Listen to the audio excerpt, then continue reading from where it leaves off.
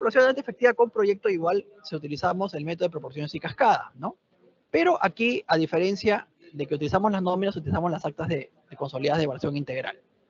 En el caso de nuestro ejemplo, estamos en el primer segmento de lo que es, suponiendo, los meses en que aún no tenemos un nuevo año escolar, por decir enero y marzo. Entonces, igual que hemos tomado un periodo para hallar la población efectiva sin proyecto entre los años 17 al 21, acá también tomamos igual 17 a 21. ¿no? Revisamos las actas consolidadas y sacamos la performance de los niños, ¿no? Quienes han aprobado o quienes han pasado de año, ¿no?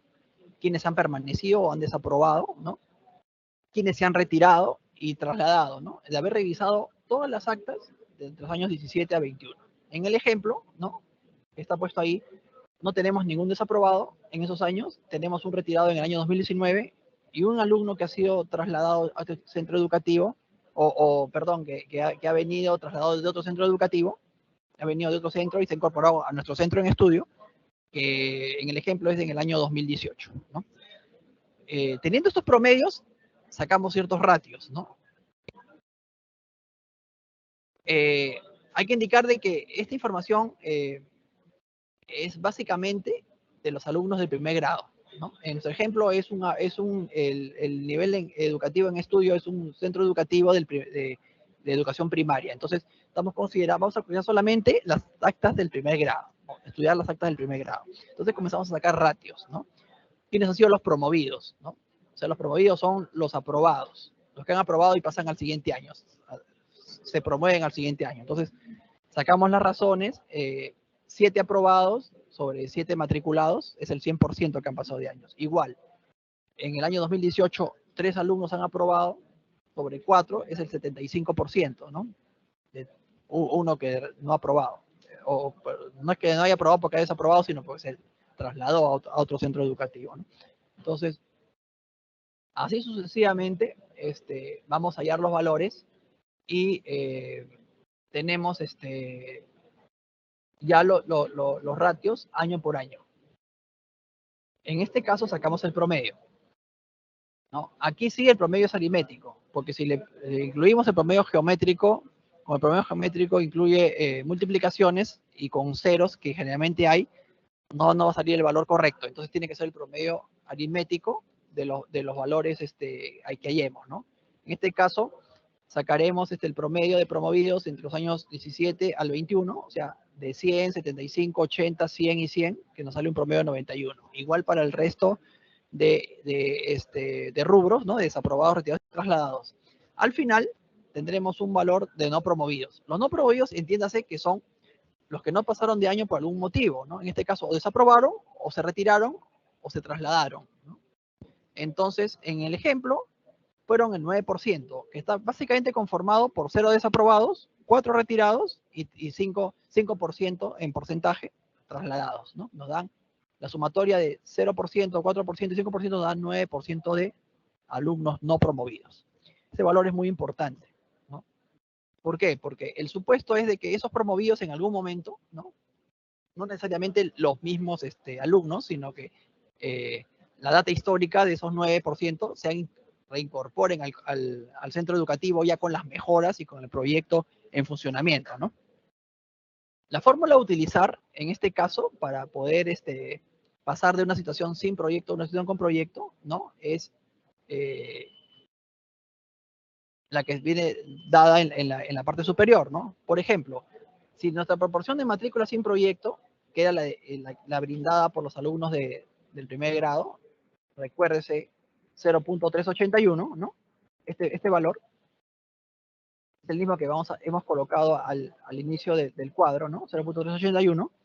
Lo vamos a incrementar con el porcentaje de matrícula de no promovidos. Que en el ejemplo que hemos hallado hace un ratito es 9%. ¿no? Entonces, esta proporción de matrícula sin proyecto con el incremento sale 0.415. La fórmula está en la parte izquierda del cuadro, ¿no? Proporción de matrícula con proyecto, si es Z, es igual a proporción de matrícula sin proyecto por el incremento de matrícula. El incremento de matrícula es 1 más el valor que nos ha dado. En este caso es 1 más 0.009%, ¿no? Que es el 9%. Entonces, ese sería el valor del incremento multiplicado pues por el valor de lo que es nuestra proporción sin proyecto, nos daría el valor de nuestra proporción de matrícula con proyecto, que en este caso es la variable Z, ¿no? Ahora, las proporciones para los alumnos del segundo grado al sexto grado, por defecto deben ser las mismas que la situación sin proyecto, salvo que la proporción de matrícula de algún grado, ¿no?, sea menor a la unidad, ¿no? Igualmente, para no distorsionar, ¿no?, la secuencia, la buena secuencia que se tenga en los datos proyectados, vamos a tomar estos parámetros en los cuales, estos criterios en los cuales se consideren, ¿no? Solo si nuestra proporción sin proyecto, por ejemplo, en este caso, en segundo grado fuese, por ejemplo, 0.8, vamos a poner que el supuesto de que el 100% es el que pasa de año, ¿no? Ya para la situación con proyecto. Entonces, si la proporción del grado en estudio sea menor a la unidad, vamos a considerar que es 1, ¿no? Este sería el supuesto a considerar, ¿no? Ahora, para las proyecciones durante los años, que no está en funcionamiento aún el proyecto, ¿no? Vaya el caso en los cuales se está desarrollando el expediente técnico, se está ejecutando la obra física. En el ejemplo son los años 2022 al 2023, al 2023, ¿no? Hasta los años 2022 y 2023 van a permanecer inalterables esos valores, ¿no? Pero ahora, para las proyecciones durante el horizonte de evaluación de los años 2022 al 2033, ¿no?, con proyecto, igual vamos a utilizar lo que es el método de proporciones y cascada, así como lo hemos venido haciendo para la situación sin proyecto, ¿no? O sea, para el primer grado, por cada año se debe multiplicar la proporción con proyecto, ya el nuevo valor es 0.415 por la población demandante potencial de 6 años de dicho año, ¿no? En el ejemplo, teníamos el primer segmento de 6 años, ¿no? Al año 33 teníamos 15 niños. O sea, ese valor de 0.415 hemos multiplicado por 15 niños, igual en cada uno de los años, ¿no? Y vamos a tener la primera fila considerada para lo que es la población de efectiva con proyecto. Para el caso de la población de para lo que es los demás grados, del segundo al sexto grado, vamos a considerar el método de cascada, como también se hizo en la situación sin proyecto, ¿no? Por cada año utilizar el método de cascada, ¿no? Hay un ejemplo para obtener los valores del segundo grado en el año 2024. Multiplicamos los alumnos matriculados en el primer grado durante el año 2023, o sea, un año anterior, ¿no?, por la proporción correspondiente al segundo grado, ¿no? En este caso, en el 2024, el valor de 6 se halló haber multiplicado el valor de 5, que son los alumnos que en el año 2023 tuvieron el primer grado, por su proporción, que como dijimos, son las mismas proporciones utilizadas o promedio de proporciones utilizadas en la situación sin proyecto, salvo si son valores menores a la unidad. Pero en este caso es 1.047. Es el mismo valor que utilizamos en la situación sin proyecto, ¿no? 1.047. Entonces, el valor será de 6 alumnos, ¿no? Multiplicando 5 alumnos por 1.047 nos salen 6 alumnos, que es el valor que está en el cuadro, ¿no? Y así sucesivamente se irá trabajando hasta completar el cuadro, ¿no?, al igual que la situación sin proyecto, ¿no? Lo que antes me adelanté fue para indicar lo siguiente, ¿no? Entre los años 22 y 23, como aún no está en funcionamiento el proyecto, ¿no?, quiere decir de que está en fase de ejecución, entonces no se van a ver pues las mejoras en el proyecto, ¿no? Y se entiende de que va a continuar tal y como se ha venido dando el servicio en años anteriores, ¿no?, porque aún no está en funcionamiento. Entonces, en esos años, los valores de las poblaciones de demanda efectiva sin proyecto y con proyecto van a ser iguales, ¿no? O sea, 25 alumnos en el 22 y 24 y 23 van a ser los mismos alumnos que se vienen de la situación sin proyecto, ¿no? No va a haber cambios. Los cambios son a partir de que entre en funcionamiento el proyecto. En este caso, en nuestro ejemplo es del 24 al 33. Por eso que a partir de ahí sí se ven los cambios, ¿no? Ahí se ve que, por ejemplo, en el año 24 habrían 27 niños si es que no se hace nada. Sin embargo, si entra en funcionamiento el proyecto, van a haber 32 niños, ¿no? En total, ¿no? Hablando de totales, ¿no? Entonces, hay que tener en cuenta eso, ¿no? Ya esto se ha ido mejorando con el paso de las convocatorias, ¿no? Ya se tiene en cuenta esto de que en los años en fase de ejecución, que no se hace nada, los valores son iguales, ¿no? Tanto en la situación sin proyecto como con proyecto, ¿no? Bien, si nosotros hemos hallado la población demandante efectiva con proyecto, quiere decir que hemos hallado la demanda para efectos de nuestro estudio de demanda de la asistencia técnica que brinda el PRONIET, ¿no? La población demandante efectiva con proyecto constituye la demanda del proyecto, ¿no? Así hasta aquí hemos determinado, ya tenemos la demanda, ¿no? Y los valores a considerar son los valores al último año del horizonte de evaluación, en este caso el 33, ¿no? Para poder dimensionar el proyecto. Ok, entonces, al haber concluido lo que es el módulo de demanda, el punto 5 de nuestra memoria descriptiva, entraríamos al punto 6 de lo que es el análisis de la oferta. Aquí básicamente son dos subpuntos, ¿no? Lo que es el estado situacional de la oferta y lo que es la oferta optimizada. La oferta optimizada es consecuencia de haber hecho el análisis del estado situacional, ¿no? Primero, ¿qué se entiende por oferta, ¿no? Es presentar la oferta actual debidamente sustentada, precisando el estado situacional de la infraestructura de la institución educativa, ¿no? Aquí igual no es necesario que se ponga ningún concepto, ¿no? Sino de frente, recrear, ¿no? O identificar cómo está actualmente dándose el servicio educativo y cómo se ha venido brindando el servicio educativo, ¿no?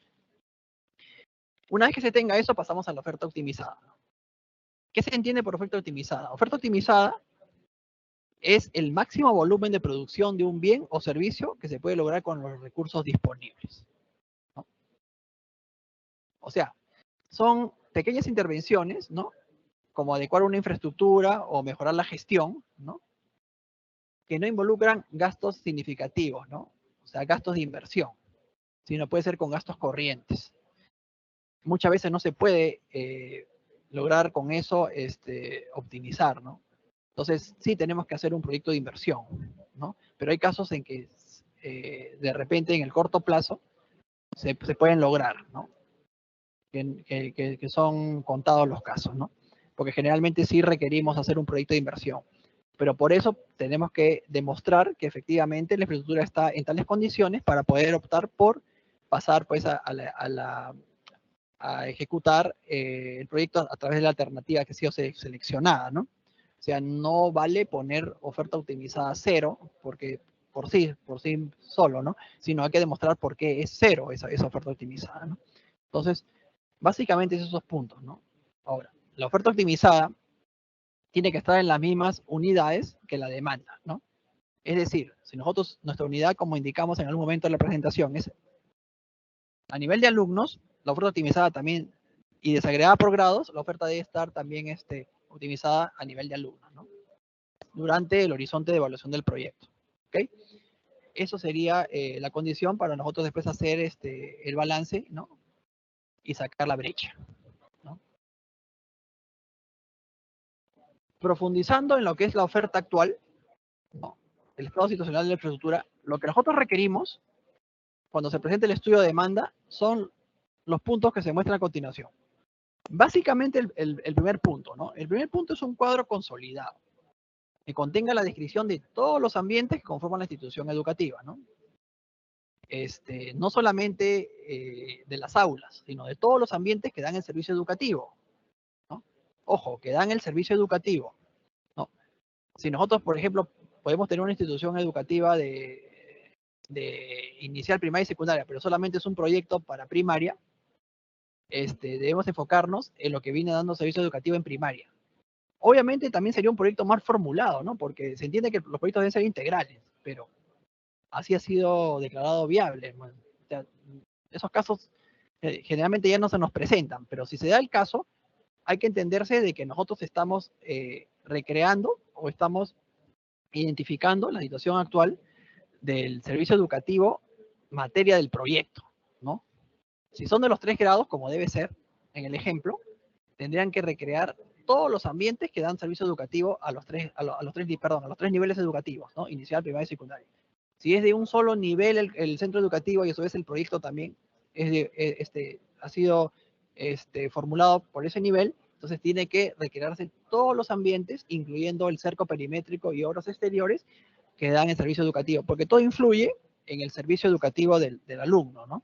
Todo, incluyendo los patios, las losas y todo lo que tenga que ver pues con el equipamiento. Entonces, se solicita que se haga un cuadro consolidado que considere lo que son dimensiones, áreas, materiales de construcción, lo que son los muros, las columnas, la descripción de muros, columnas, los techos, pisos, ventanas, las puertas, los vanos, los acabados, las instalaciones eléctricas y sanitarias, en este caso incluir sus especificaciones técnicas, porque generalmente solamente se ponen cuenta, no cuenta, ¿no? No cuenta, cuenta y nada más. O en funcionamiento, pero no se indica nada más al respecto, ¿no? Indiquen especificaciones técnicas y su respectivo estado. Y en sí, el estado de conservación de todo el ambiente, ¿no? De todo el ambiente. Por ejemplo, del aula que da servicio al primer grado, ¿no?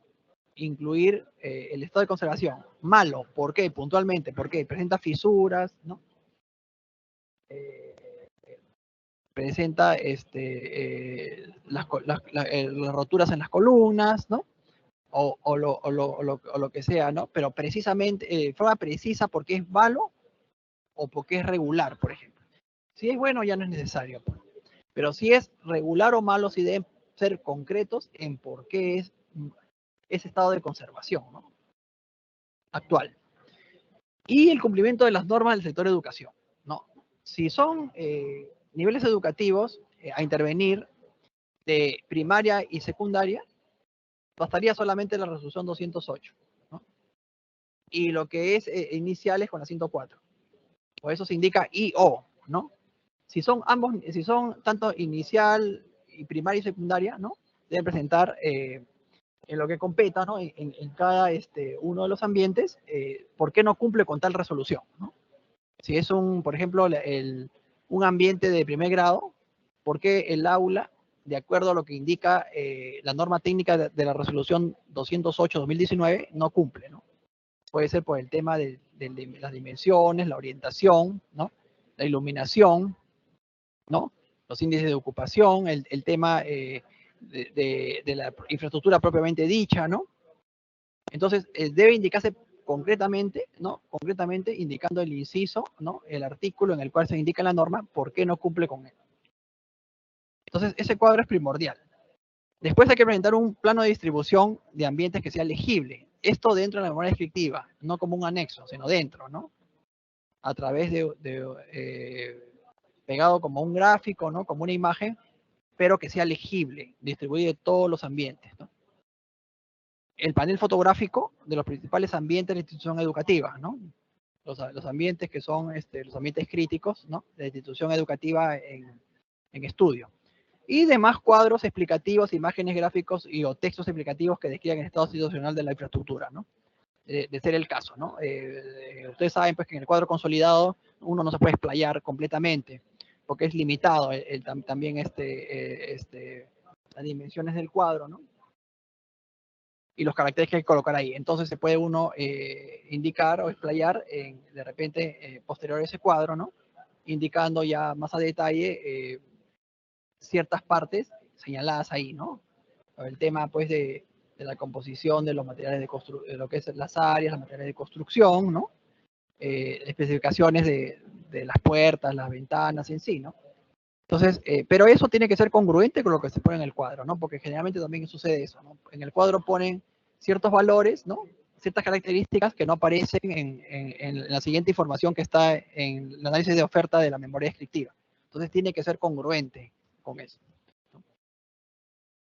Finalmente, llegamos a lo que es la brecha, ¿no? La brecha es, así, puntualmente, la diferencia entre la demanda y la oferta disponible optimizada en la infraestructura, ¿no? Bueno, la cual incluye la infraestructura natural, ya ese es de otros sectores, ¿no? O accede a servicios. Servicios sí es en el caso de nuestro sector de educación.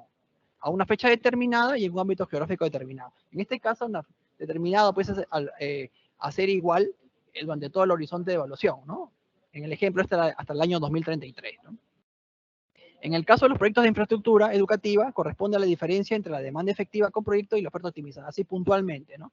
Demanda efectiva con proyecto, que es la demanda, menos la oferta optimizada.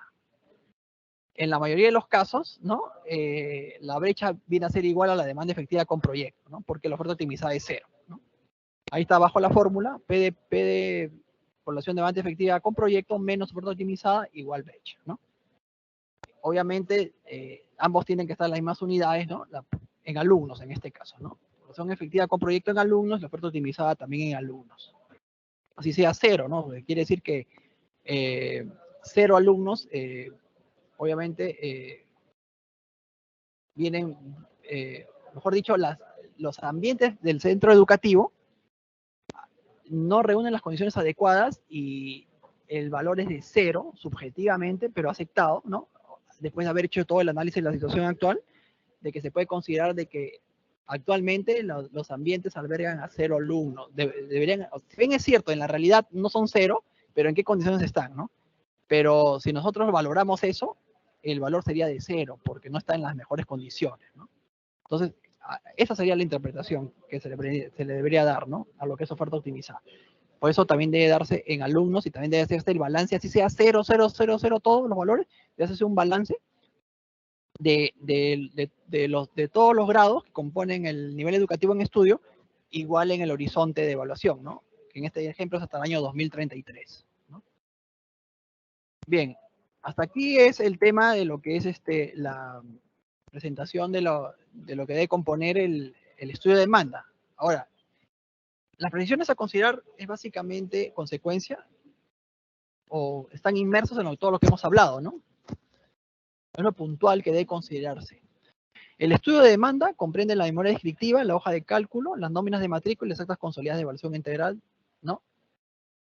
Y lo referente a información de la direza en algunos proyectos, ¿no? No todos de repente tienen eso, ¿no? Si tienen tasas positivas ya no es necesario. O de repente información adicional para la determinación del área de influencia, ¿no? De requerirse que nosotros solicitemos todas las fichas de matrícula, las tienen que remitir, ¿no? Porque en muchos casos se hace el análisis de las fichas, pero si el cuadro de análisis que lo envían está adecuadamente y nosotros vemos que está adecuado, ya no requerimos las fichas. Pero en otros casos que sí vemos que hay incongruencias, solicitamos las fichas para nosotros hacer el reconteo, ¿no? A eso se refiere. Un punto clave y el principal es el área de influencia del proyecto, de la cual dependerá el proceso de determinación de la brecha, de la demanda y de la brecha, ¿no? El 100%, lamentablemente, desde el inicio de la asistencia técnica tiene problemas en área de influencia, ¿no? 100% de entidades. La población se va a determinar, ya lo hemos dicho hasta el cansancio, población de referencia, población de potencial y población demandante efectiva, situaciones sin proyecto y con proyecto, ¿no? La población de referencia y la potencial se calcula con información de los censos nacionales, 2007-2017, ¿no? Y si hay tasas negativas, hay que utilizar la información de la direza de los años posteriores al último censo, a partir del año 2018, ¿no?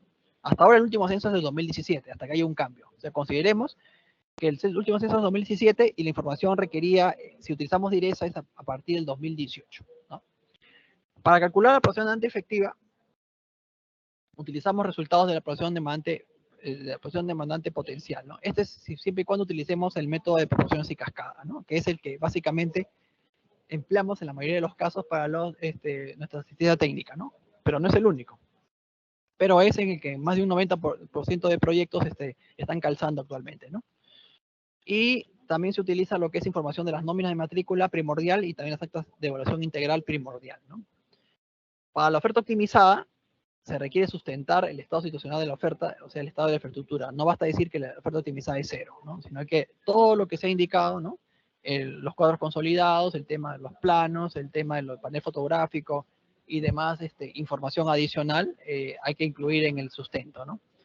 Y la brecha, como todos sabemos, se obtiene restando la población efectiva con proyecto menos la oferta optimizada. Y no al revés, ¿no? Al revés es ya balance. Eso es en la época del SNP. En la época actual que estamos en la época del invierte es la brecha, que es con proyecto menos oferta optimizada. Igual esto ha ido bajando esta incongruencia, pero inicialmente se presentaba al revés los valores en la mayoría de entidades, ¿no? Ahora ya con menor frecuencia. Bien, errores frecuentes, rápidamente, en lo que es estudio de demanda. En muchas ocasiones, las unidades ejecutoras de inversiones, o sea, de los gobiernos regionales y municipalidades, no remiten la documentación completa, ¿no? Lo que es memoria descriptiva, archivos en Excel, nóminas de matrícula, actas consolidadas y demás anexos, ¿no? O en su defecto, esta no es la requerida. O sea, o no la mandan o mandan información adicional que no se requiere. Por ejemplo, mandan de otras especialidades, ¿no? De topografía, ¿no? O de repente mandan resoluciones que no vienen al caso, ¿no? De institución educativa o de otros lados. O por último, de otro proyecto, ¿no? También se da, pero también ha ido disminuyendo. Por eso digo, en muchas ocasiones, antes era generalmente, ¿no? Había problemas. Ahora, sí, generalmente las unidades ejecutoras no definen de manera adecuada el área de influencia del proyecto, en su defecto no lo presentan. Bueno, no definen de manera adecuada es el 100%. Ese es un problema que se viene desarrollando hasta ahora, ¿no? Generalmente, las unidades ejecutoras presentan inconvenientes para definir el horizonte de evaluación de los proyectos. Igualmente, es otro problema que en el 100% de los casos que vemos, no definen bien el horizonte de evaluación, no, no se tiene claro los conceptos y en sí no se hace la desagregación del cronograma adecuado, ¿no? Con todas las actividades que se han venido dando desde el inicio de la fase de ejecución del proyecto. No, no se sabe cuándo tampoco se inició la fase de ejecución, menos aún las actividades que conciernen a esto. Entonces también es un problema, ¿no? Latente de que no se define bien el horizonte de evaluación. En muchas ocasiones, para definir la población de referencia y potencial, las unidades ejecutoras utilizan un ámbito geográfico diferente al determinado en el área de influencia. Entonces, eso también ha ido bajando, ¿no? Antes era generalmente o casi siempre, ¿no? Ahora, eso quiere decir, por ejemplo, si tú has definido el área de influencia a nivel distrital, por ejemplo, te ponen en la potencial, por decir, en la red de referencia te ponen a nivel de un centro poblado, o sea, no hay concordancia.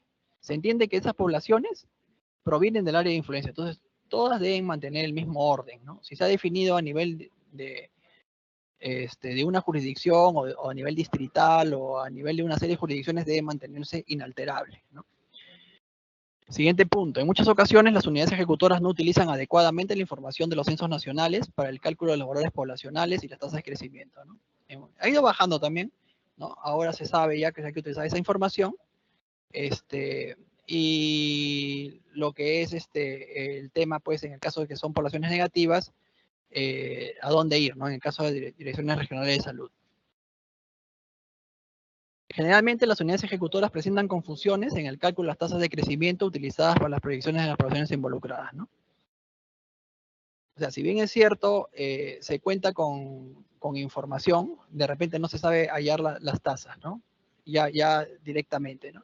Puedes tener toda la información posible, pero de repente utilizas, en menor medida, el tema de fórmulas de cálculos, pero también si hay casos, por ejemplo, que en el DIRESA utilizan no la información adecuada, sino de años que no tienen nada que ver, ¿no? Utilizan del 2015 y 16, por ejemplo, ¿no? 2015 y 20, ¿no? O sea, 2015 estás dentro de los censos del 2017, ¿no? Entonces no debías tener información anterior al año 2017, ¿no? Entonces no se sabe aplicar bien y obviamente te van a salir valores que no son lo que deben utilizarse en el estudio de demanda, ¿no? En muchas ocasiones, si en el caso preciso se requiere pues emplear información de la DIRESA para el cálculo de las tasas de crecimiento, las unidades ejecutoras de inversiones presentan dificultades en su obtención y posterior utilización, ¿no? O sea, es parte de lo que hemos conversado, ¿no? Pero también es cierto de que en muchos casos hay ciertas jurisdicciones que no tienen la información a la mano, o sea, no están directamente en sus páginas oficiales, ¿no? Y hay que solicitarlas a través de un documento oficial, ¿no? De la municipalidad, ¿no? Entonces, ahí hay unas ciertas demoras, ¿no? Nosotros en esos casos lo que recomendamos es de que darles un tiempo prudencial, ¿no? Tampoco vamos a esperarles toda la vida, ¿no? Si no cumple con eso, trabajaremos con lo que tenemos, ¿no? Con la información que tenemos, obviamente, que es la información oficial de los censos, ¿no? Y buscaremos la mejor, tomaremos la mejor decisión para el proyecto, ¿no? Pero tampoco podemos estar esperando. Por ahora, felizmente, aún no tenemos ese inconveniente, pero podría darse en alguna oportunidad, ¿no? Con ciertas regiones, no son todas, ¿no? Que no tienen información, pues, en sus páginas oficiales. En ocasiones, las unidades ejecutoras no utilizan los resultados de la población potencial, así como información de las nóminas de matrícula y las actas consolidadas para la determinación de la población demanda efectiva, ¿no? O sea, si utilizamos el método de proporciones de cascada, debemos obviamente utilizar o relacionar la población potencial. Y, pues, eso sí, en todos los casos, cualquier sea el método, sí tenemos que trabajar con las nóminas y actas. Esto también ha ido bajando, por eso dice en ocasiones nomás. Antes era mayormente, ¿no? Pero ahora también ha ido bajando, ya se tiene mayor conciencia de esto, ya mayor conocimiento de que se tiene que hacer esas relaciones y tener esta información a la mano, ¿no? Generalmente, las unidades ejecutoras no determinan el estado situacional de la oferta del servicio educativo debidamente desarrollado, por lo que no se puede sustentar la oferta optimizada. Esto sí es al 100%, ¿no? Generalmente no se remite a lo que debe ser, ¿no?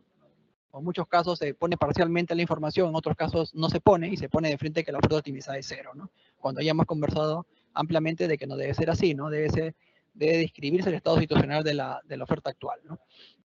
En ocasiones, las unidades ejecutoras presentan inconvenientes para definir las brechas de sus proyectos, ¿no? Ocasiones igual ha bajado, ¿no? Antes trabajaban, por ejemplo, con el anterior sistema que era el SNP, hallaban el balance que era restar la oferta menos la demanda. A veces salían valores negativos, en la mayoría de los casos. Eso ya es tema conceptual. O en su defecto no desagregaban la brecha, ¿no? Sino te ponían un solo valor, ¿no? O la describían, no más, ¿no? Te ponían textualmente, pero no te ponían el número, y desagregada, igual proyectada como lo hemos presentado, ¿no? No lo definían así. Ha ido igual bajando estos casos, ¿no? Presentados, ¿no? Finalmente, o generalmente, las unidades ejecutoras no presentan el sustento de la demanda con la que se declaró la viabilidad de los proyectos en caso no se encuentre adjunto en el banco de inversiones, ¿no? Esto sí también es se presenta generalmente, ¿no? De que, como se sabe, en la época del invierte no se requiere subir, para declarar la viabilidad no se requiere subir todo el documento técnico con el que se declara la viabilidad o el sustento de la ficha.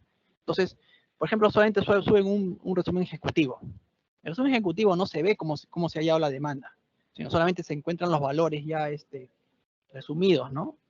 O los valores finales. Entonces lo que nosotros requerimos, y es nuestro segundo punto de revisión en la ficha, es de que se brinde el sustento cómo se declaró el proyecto. En la época, cuando un proyecto fue declarado en la época del SNI, no hay problema, porque sí se subía todo el documento perfil en esa época. Entonces nosotros directamente lo revisamos, porque ahí está en el módulo de formulación. Y se ve cómo han sido ya las poblaciones de referencia, potencial efectiva, ¿no? La oferta, en esa época el balance oferta-demanda, ¿no? Todo eso. Pero en el invierte no es así. Muy pocas entidades, cuando declaran la viabilidad, envían ese sustento. Entonces, en esos casos, si nosotros no lo divisamos, cuando estamos revisando lo que ha llegado de la plataforma, solicitamos que nos envíen por PDF. Y en muchos casos o no se entiende, ¿no? O en otros casos no se cuenta con esa información. Entonces hay que solicitarles a las unidades formuladoras que son las que custodian esa información, esa documentación. Obviamente ya no la van a ya no la pueden subir ni la deben subir a la plataforma, perdón, al banco de inversiones porque ya el proyecto fue declarado viable. Sin embargo, lo deben tener, deben constar en sus archivos, ¿no? Tanto digitales como en sus archivos físicos, ese sustento porque se entiende que se ha hecho el estudio. Lo que se ha registrado es un resumen, las fichas es un resumen, ¿no? Todo eso. Entonces, ese sustento sí lo deben remitir, ¿no? Si no lo tienen, si ha sido en la época del invierte, porque generalmente sucede eso, o en algunos menores casos en la época del SNP, que de repente ha habido un error al subir el estudio, deben remitirlo en PDF, ¿no? Cuando nosotros solicitamos esa información, ¿no? O en su defecto al inicio de la convocatoria, como ya se sabe, de que hay que presentarlo, ¿no? Bien, básicamente eso sería todo respecto a lo que es el estudio de demanda.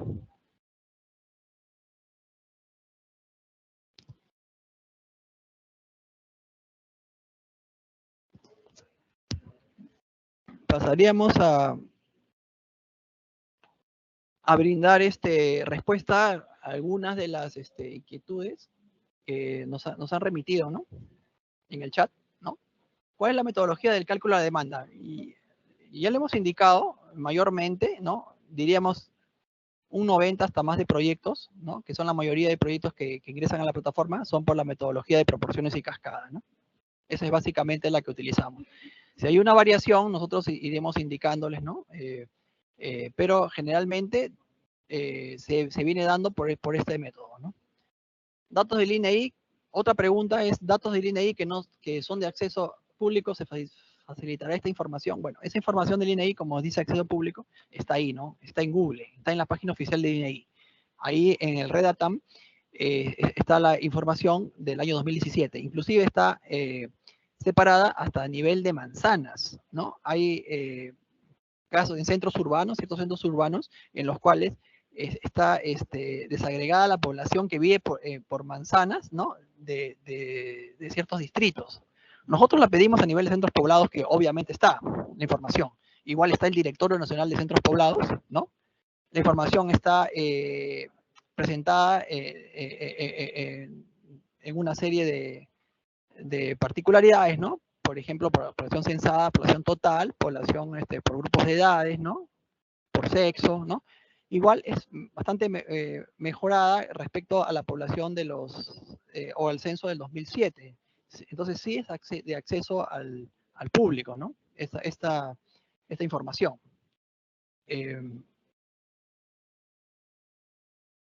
Bien, otra es, se solicita el Excel para el cálculo de la demanda en virtud del acceso a la información. Bueno, se colgará esa información en las páginas oficiales, ¿no? O se remitirá. No hay ningún inconveniente. Se ha venido dando esto desde el inicio de la asistencia técnica, ¿no? Dándole, pues, las plantillas del cálculo, ¿no? En el caso, otra pregunta, en el caso de las fichas únicas de matrícula, ¿hay alumnos donde su lugar de procedencia sea fuera de la región de la I, como se hace el análisis o como se presenta en la memoria descriptiva? Bien. Las fichas de matrícula, como indicamos también al inicio, no todas, el 100% está bien registrada, ¿no? Entonces, hay ciertas fichas de matrícula que tienen, pues, presentan lugares de procedencia que son incongruentes, ¿no? Por decir, en un ejemplo, si vemos un proyecto en Carabaya, Puno, podemos ver en una ficha que dice que vive en Lima, ¿no? En San Juan de Lurigancho. Entonces, eso es una ficha mal registrada. ¿A qué se debe? Se puede deber a muchos motivos, ¿no? Un motivo puede ser, por ejemplo, de que al momento de que han empadronado al niño, ¿no? Para llenar esa ficha, le hayan formulado mal la pregunta y por decir el padre tiene casa en Lima, ¿no? Pero por motivo de trabajo o por motivos familiares ha viajado a Puno y tiene su hijo, pues, y vive y radica ya en Carabaya, Puno, en el ejemplo, ¿no? Entonces, le han formulado mal la pregunta y él ha interpretado como si, ¿dónde está su casa? ¿No? Y le han puesto Lima. No es así. Entonces, obviamente esa ficha no nos sirve. Si bien es cierto, sí es para el conteo de fichas, que tenemos que tenerla presente, pero para tomar decisiones no, la tenemos que contabilizar como una ficha mal registrada, ¿no? Igual hay que hacer el análisis, ¿no? Y ver efectivamente, porque sí hay ciertos lugares que son un poquito alejados dentro de los distritos, ¿no? Centros poblados, un poquito alejados, que sí están viniendo niños, ¿no? Hay que ver. Pero si es otra región, sí es, no es lo correcto, ¿no? No es lo correcto, ¿no? Eso sí ya sería una ficha mal registrada, ¿no? Otra consulta es dónde se puede obtener información del INEI por grupo etarios que nos soliciten para el cálculo de la demanda. Igual, eso está en las páginas oficiales del INEI, ¿no? Redatam, ¿no? Ahí pueden encontrar toda la información a nivel por grupos etarios que se requiere, ¿no? Otra consulta. ¿Qué pasa si se tiene problemas para sustentar el primer caso con radio normativo y se tiene que sustentar con fichas únicas de matrícula? Si el colegio tiene 2 o 3 niveles educativos con alta concentración de alumnos por encima de 1000 matriculados por año, sabiendo la dificultad que conlleva descargar y procesar la información de cada ficha. Bien, eso ya es criterio de cada formulador, ¿no? Ya tendrían que ver la forma del análisis, de repente pueden hacer un muestreo, ¿no? Presentar eso. De esa forma. Ahora, nosotros lo que revisamos es el análisis que han realizado. Nosotros no les pedimos todas las fichas, ¿no? Como indicamos en un momento de la reunión, las fichas de matrícula solicitamos cuando vemos que está mal el análisis y ya por segunda vez, ¿no? De repente nos mandan un cuadro de análisis y nosotros detectamos algo incongruente o algo faltante y se lo indicamos. Pero si se reincide con eso, sí solicitamos las fichas de repente, por ejemplo, de un año o de todos, ¿no? Pero en el caso de una gran concentración de alumnos, de repente tampoco es necesario entrar al método de fichas porque con el primer método es con el método que calza, ¿no? Si es por ejemplo, en la capital provincial, ¿no? La capital, o de todo el departamento, obviamente de casco urbano, sí se respeta generalmente los radios referenciales, ¿no? Y los tiempos referenciales de desplazamiento, ¿no? Entonces, quizás ya no es necesario la ficha de única matrícula, ¿no? Sino es bajo esos criterios, ¿no? Que ya están normados, obviamente, ¿no? Con las resoluciones 208 y 104 del 2019. Entonces, pero eso sí tienen que demostrarlo, ¿no? Gráficamente y obviamente sustentadamente textualmente, ¿no? Lo más eh, el caso más resaltante sea ese, ¿no? De que sí efectivamente tenga que calzar con la información de lo que son los radios referenciales. Pero si no fuese el caso, tendrían pues que ver la forma de hacer un muestreo de eso, ¿no? Porque tampoco no se va a ver pues toda la cantidad, ¿no? Eso sí, también hay un porcentaje de fichas que a veces no consignan la localidad de procedencia, ¿no? Ese es otro caso en el cual uno debe considerar que no se consigna el lugar, ¿no? A veces aparece en blanco, ¿no? O de repente no se pone la localidad, ¿no? Se pone solamente el distrito, pero uno no sabe dónde vive. No te pone el centro poblado, la localidad. Entonces, esa es otra cuestión de que debe colocarse que la ficha no se consigna el lugar de donde procede el niño. Y hay una tercera eh,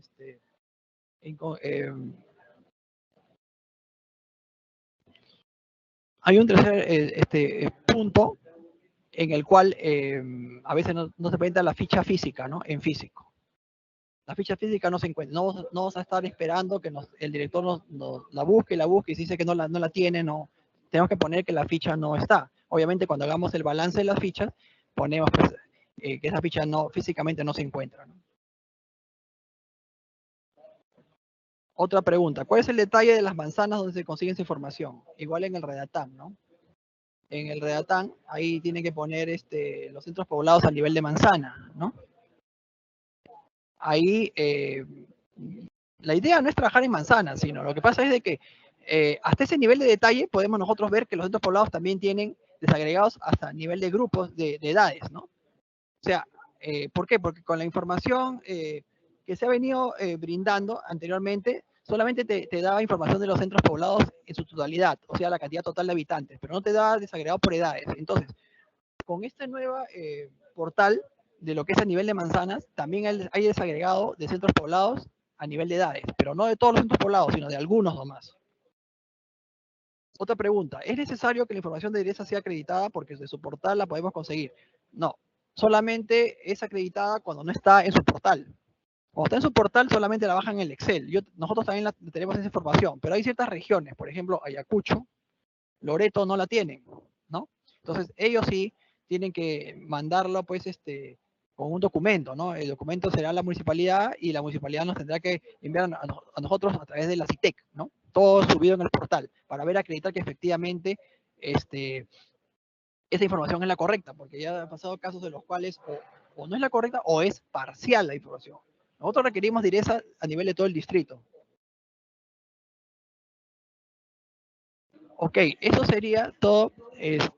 Muchas gracias. Ahora van a proseguir con la especialidad de anteproyecto. Muchas gracias.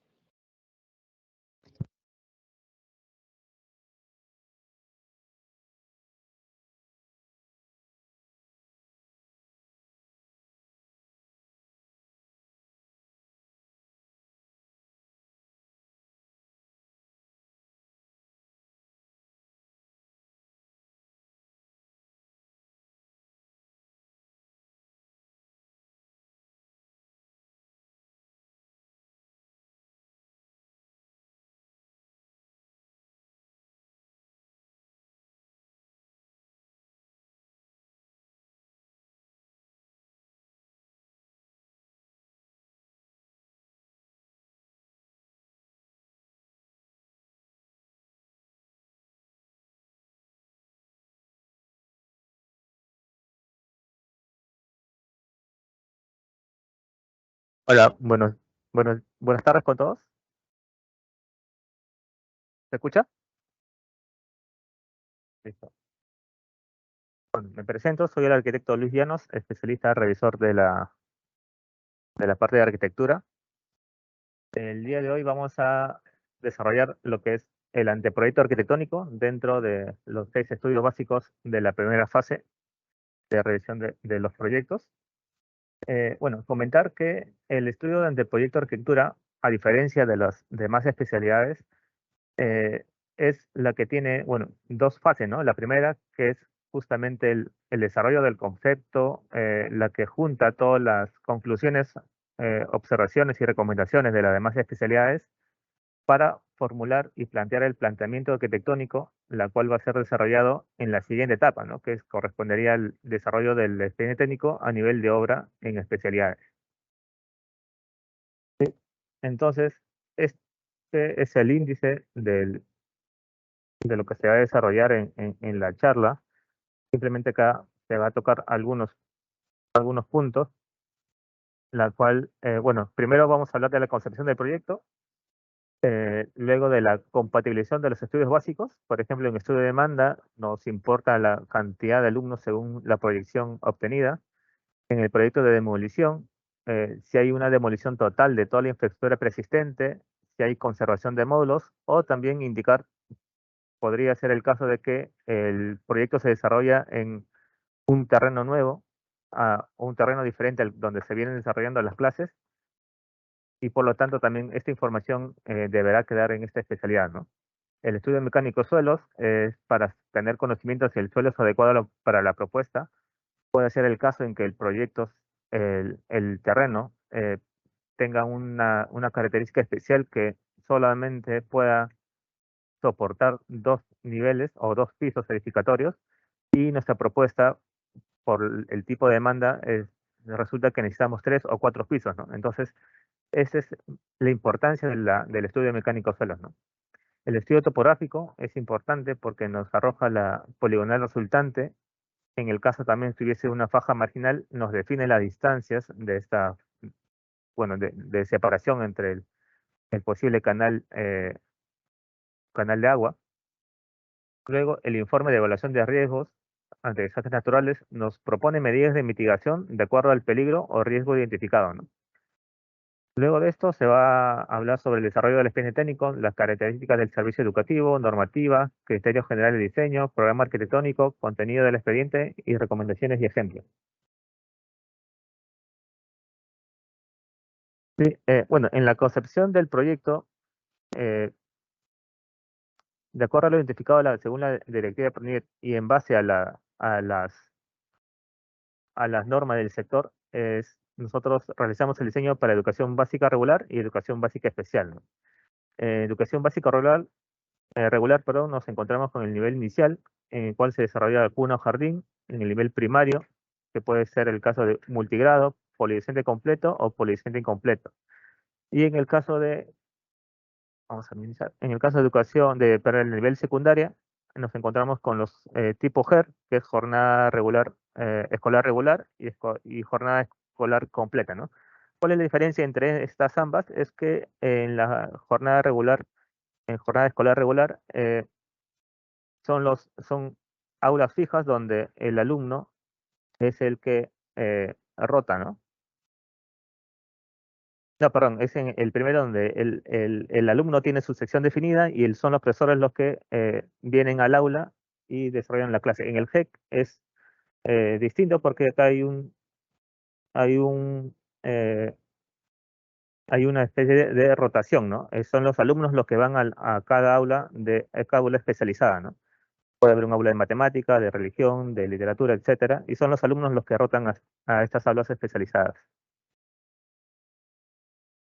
Eh, Acá un ejemplo de un proyecto formulado, por ejemplo, para inicial y primaria, no podrá considerar ambientes para nivel de secundaria. ¿Qué sucede? Muchas veces que el proyecto estaba formulado solamente para un nivel educativo y sin embargo, como el colegio se encuentra junto a otro nivel a otro nivel educativo, a otro nivel educativo, tienden a desarrollar todo, ¿no? Tanto en inicial, primaria y secundaria, cuando uno revisa las metas, se encuentra que el proyecto ha sido formulado solamente para uno o algunos niveles educativos, no, no para los tres.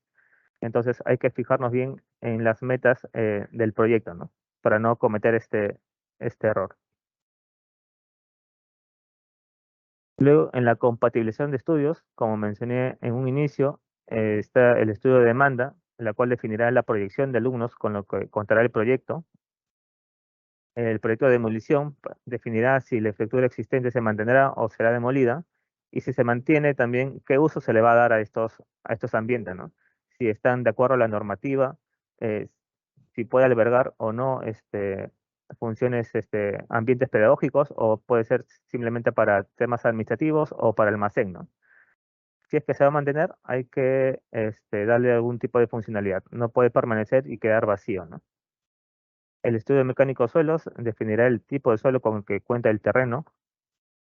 Esto, como se les indiqué en un inicio, define también el emplazamiento del proyecto, ¿no? Muchas veces encontramos terrenos muy inclinados o terrenos licuosos, lo que se define en el estudio de suelos, lo que condiciona muchas veces el planteamiento arquitectónico, ¿no?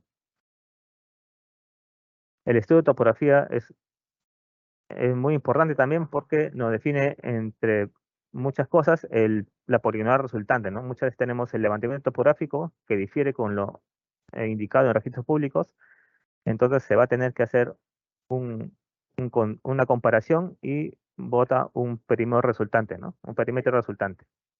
Entonces el proyecto se va a tener que ejecutar dentro del perímetro resultante. Eso tenerlo presente para el desarrollo de esos proyectos. Luego también se detecta la incompatibilidad de uso con un local educativo según el cuadro 1 de compatibilidad de ubicación, la cual se encuentra en la norma de criterios generales, la 010-2022 Minedu.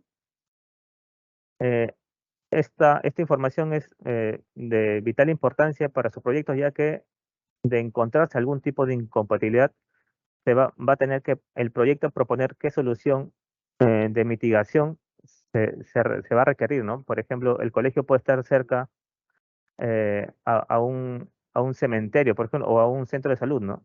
Se va a tener que identificar el nivel de tipo de centro de salud, alejar en lo posible el ingreso principal al centro de salud, ¿no? Para que no haya esta incompatibilidad que te dice que debe estar a una distancia de 100 metros, ¿no? Entonces, es importante que ustedes, y también en el estudio de topografía, se identifique estas incompatibilidades de uso, ¿no? Con un local educativo. Y esto igualmente se va a tener que plasmar en la memoria descriptiva de arquitectura. En la evaluación de riesgos, se definirá el área a intervenir dentro del terreno. Se va a tener que identificar, bueno, en base a los estudios de peligro, vulnerabilidad y riesgo, ¿no?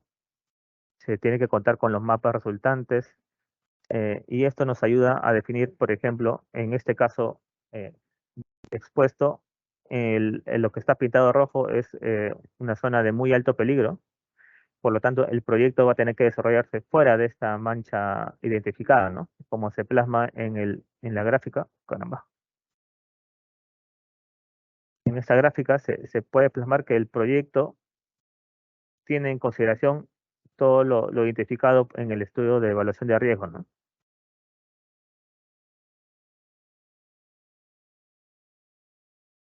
Bueno, en este caso se identifican las particularidades del tipo de servicio educativo, las actividades educativas, las características de los usuarios, la organización y distribución del tiempo en horas pedagógicas semanales de las áreas curriculares de acuerdo al plan de estudio, ¿no?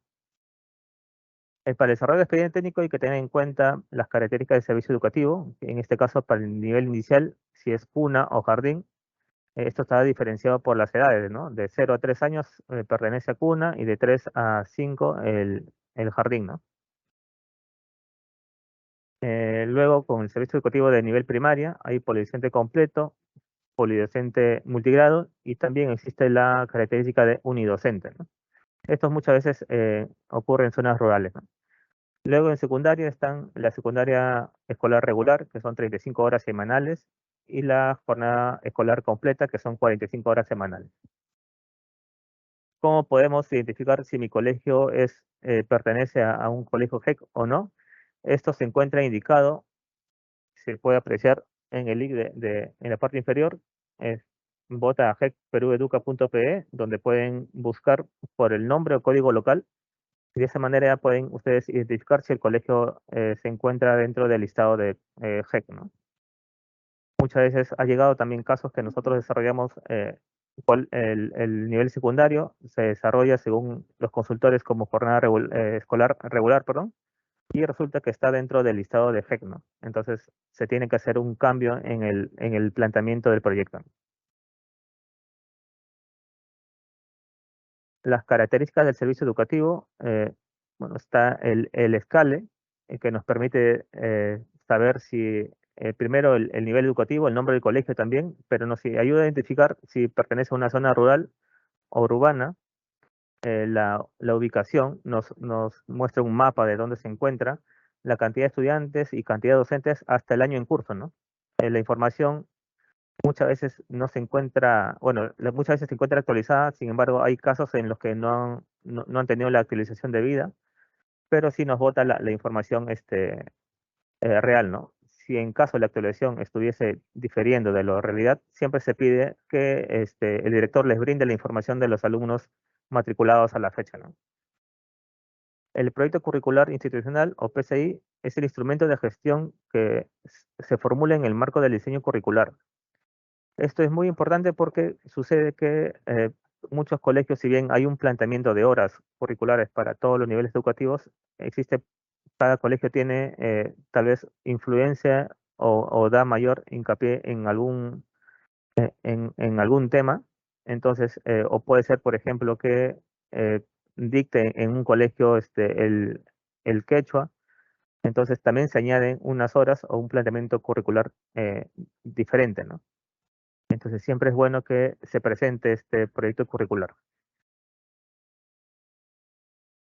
¿Ya? Bueno, acá esta es la información que les brinda el escale. Nos brinda, bueno, nosotros podemos hacer la búsqueda del colegio mediante el código local o nombre del colegio, ¿no? También código modular. Y nos bota el resultado. Por ejemplo, en este caso se hizo la búsqueda con el código local y acá se puede ver eh, los, los, los, los datos encontrados, los niveles educativos, ¿no? Primer inicial, jardín, primaria y secundaria.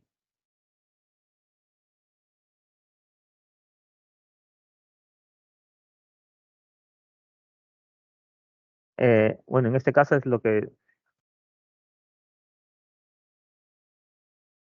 en este caso podemos ver la ficha que nos arroja el escale, que justamente se ve los datos si se encuentra en un área urbana o rural, si está en el turno, bueno, si solo tiene turno en la mañana o turno tarde, ¿no? Esto es muy importante porque muchas veces se desarrolla y no saben que los colegios tienen dos turnos, por ejemplo, ¿no?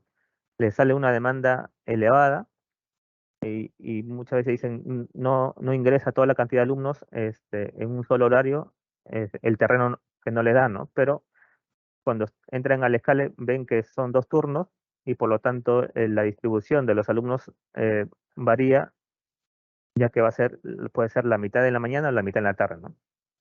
Entonces se debe fijar bien en esta ficha en esta ficha informativa, ¿no? En el plan de estudios, como mencioné hace un momento, les brinda una hora, las horas de distribución de las clases. Esto ya está definido ya. Sin embargo, dependiendo del colegio, les pueden dar o pueden hacer énfasis en algún tipo de curso, ¿no? Estos planes curriculares de cada institución educativa se basan en el Currículo Nacional de Educación Básica aprobado según el resolución ministerial, el 281-2016 de Minedo, ¿no?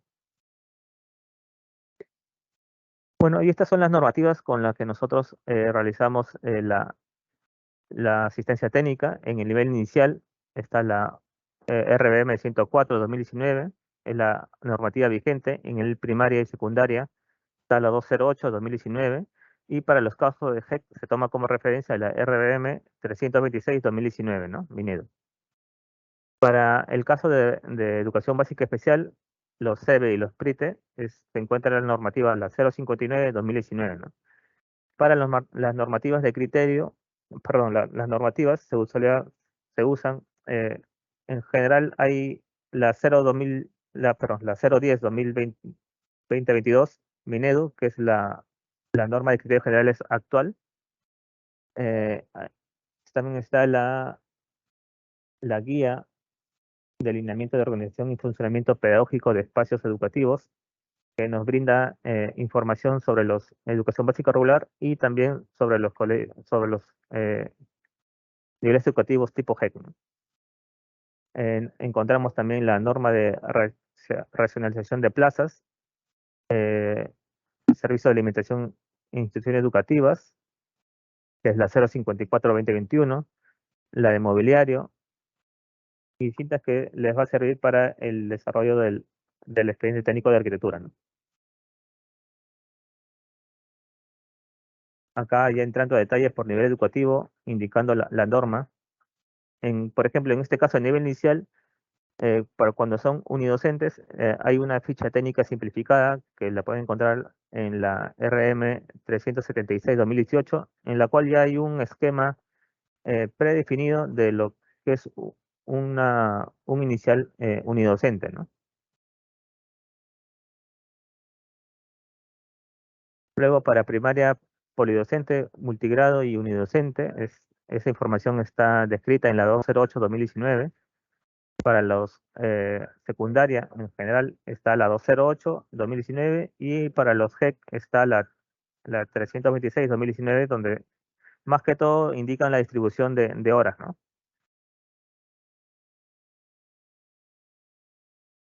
Bueno, los criterios generales de diseño está lo que es funcionalidad. El diseño de la infraestructura educativa debe realizarse de manera integral, ¿no? Considerando que la relación de las edificaciones y los ambientes respondan a las características del servicio educativo. La accesibilidad, para este punto hay que tener en cuenta la norma A120, la cual ha sido actualizada este año, donde toda infraestructura educativa debe ser accesible para todas las personas. Esto quiere decir para todas las personas con algún tipo de discapacidad motora, ¿no? O visual. Eh, ya Deben tener en cuenta que todos los ambientes y niveles debe contar con un acceso para todos, ¿no? La optimización, ¿no? Tenemos que tener en cuenta la flexibilidad de uso y el uso intensivo de los ambientes para lograr una adecuada optimización, ¿no? Eh, Muchas veces tenemos mucha área, mucho terreno. Sin embargo, cuando uno realiza el cálculo del ambiente, por ejemplo, queda evidenciado que, por ejemplo, un taller va a quedar sin uso casi el 60 o 70% de horas, ¿no? Entonces, esa área o ese ambiente eh, se puede optimizar su uso con otro tipo de taller, ¿no? O una biblioteca tal vez con un, con un IP, ¿no? Acá se encuentra en el cuadro número 38 los grados de compatibilidad de ambiente, ¿no? Del mismo tipo, con los cuales se puede llegar a algún tipo de mezcla en uso del ambiente, ¿no? Todo este grado de compatibilidad se encuentra también en la 208/2019. Sostenibilidad, ¿no?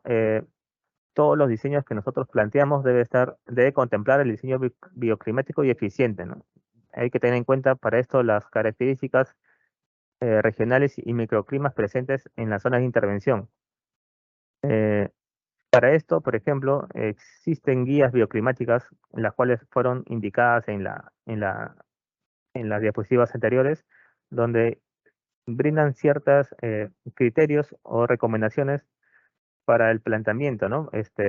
Aulas altas, en caso de zonas de mucho calor, eh, o aulas bajas para zonas de mucho frío, eh, ventilación cruzada.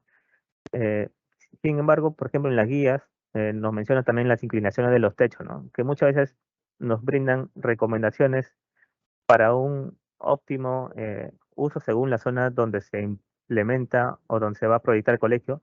Sin embargo, también hay que tener en cuenta que para la inclinación de los techos existe ahora último también la modificación de la norma de la OS 060 de drenaje pluvial, ¿no? En la cual nos dice que, bueno, está en esta parte, en el artículo 12, que para las pendientes mínimas son 12% para zonas de climas áridos, 30% en zonas lluviosas y 45% en zonas muy lluviosas, ¿no? Esto según la información climática señalada por el CENAMI. Si ustedes buscan esta información, el CENAMI cuenta con un documento en donde identifica cada tipo de zona de todo el Perú, ¿no? Entonces, en base a esa agrupación, de acuerdo al CENAMI, uno puede plantear también el tipo de zona en la cual se ubica y plantear también la inclinación del techo mínima, ¿no? El programa arquitectónico. El programa arquitectónico, eh, más que todo, tenemos que tener en cuenta el PCI, ¿no? Que el PCI es la base fundamental por la cual nosotros desarrollamos todo el programa arquitectónico, ¿no? Como le mencioné, muchas veces varía en horas en alguna materia, y eso debe estar identificado claramente también en el PCI. El PCI también es importante porque para el caso de secundaria nos identifica qué tipo de talleres nosotros implementamos, ¿no? Sucede que muchas veces el proyectista de arquitectura no tiene mucha comunicación con el cliente, que en este caso es el director del colegio, y plantea simplemente talleres en general, ¿no? Cuando el colegio muchas veces, según la ubicación, se especializa en un tema, por ejemplo, agropecuario, textil o de arte, ¿no? Entonces debe estar en el PCI, es el documento donde se identifica todas estas especializaciones, por así decirlo, del colegio, ¿no? Y esto repercute en el tipo de taller que nosotros planteamos.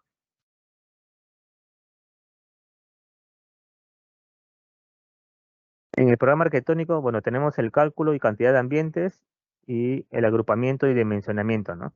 Con el cálculo y cantidad de ambientes, se, propuesto con base en la proyección de la demanda estudiantil, cada ambiente del programa debe cumplir con los metros cuadrados, ¿no? Índice de ocupación y especificaciones indicadas en la norma técnica. Ahora, hay que tener presente también que la norma técnica, las que nos dicen, siempre nos dan áreas mínimas necesarias, ¿no? No quiere decir porque según el área, según la cantidad de alumnos, tengo 30 alumnos, por ejemplo, y el índice de ocupación es de 2, no, y me sale que el aula en sí debe tener 60 metros cuadrados, no quiere decir que si, según mi diseño propuesta, el aula me sale de 61 metros cuadrados, es incorrecto, eso es falso, ¿no? El, el aula, por cuestiones de programa, por cuestiones de planteamiento estructural, puede también irse a 62, 63 metros cuadrados. Todo eso también existe la memoria descriptiva donde justamente se justifica la propuesta planteada, ¿no? Lo que sí no debe ocurrir tal vez es que un aula de 60 metros cuadrados requeridos por la norma y nosotros propongamos un aula de 55 metros cuadrados, por ejemplo, ¿no? Porque la norma justamente han hecho el estudio del área mínima requerida para el desarrollo adecuado del nivel educativo al cual se proyecta, pues, ¿no?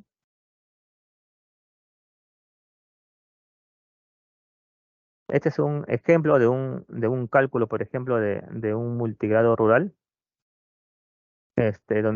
donde se identifica, bueno, que se contará con el agrupamiento de 3 años por aula, ya que el máximo para zonas rurales es de 20 alumnos, ¿no? Entonces, este es un ejemplo, bueno, por así decirlo, que sale, un momento, este no es el Excel este no es el Excel, está raro.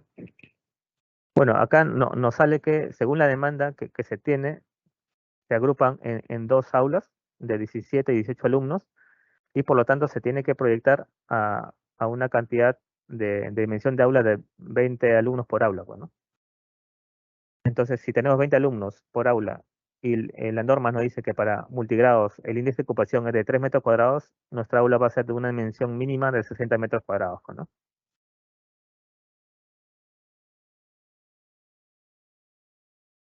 Ya, y este es para un polidocente completo en una zona rural, ¿no? En donde, por ejemplo, este es un primaria de 16, donde la demanda en el último año de producción nos dice que tiene 16, 16, 16, 17, 17 y 18 alumnos, ¿no? Por lo tanto, se convierte en un policentro completo, dimensionado con aulas para 20 alumnos, ¿no? Entonces, la misma lógica, ¿no? Si es para 20 alumnos, según el índice de ocupación para un polidecente completo es de 2 metros cuadrados, quiere decir que 20 alumnos por 2, un aula debe tener mínimo 40 metros cuadrados, ¿no?